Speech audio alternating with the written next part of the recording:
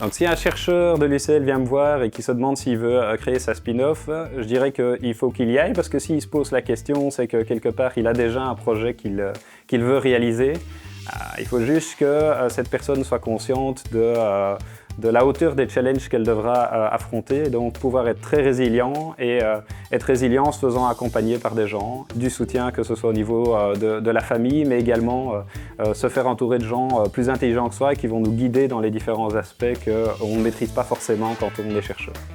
Ce qui est très chouette dans le fait de réaliser son projet entrepreneurial, c'est qu'on peut vraiment développer tous les aspects de ce projet et les comprendre en entier. Et donc quelque part, arriver à transformer une idée, un rêve et à l'apporter au service de la société. Alors si un chercheur d'université ou une chercheuse d'université souhaite aujourd'hui lancer sa spin-off, je lui dirais d'y aller. Je pense qu'une université est créatrice de valeur, que la recherche de l'Université catholique de Louvain est à la pointe de ce qui se fait aujourd'hui dans le monde. Et si donc la volonté entrepreneuriale est là, c'est sans hésiter que je dirais qu'il faut y aller.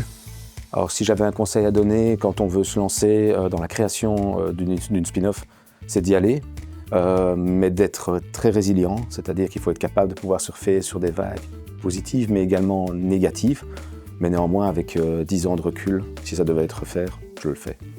Si demain un chercheur de l'UCL me demande « Tiens, crée une entreprise, qu'est-ce que tu en penses ?» Je lui dirai « Si tu aimes l'aventure, vas-y ».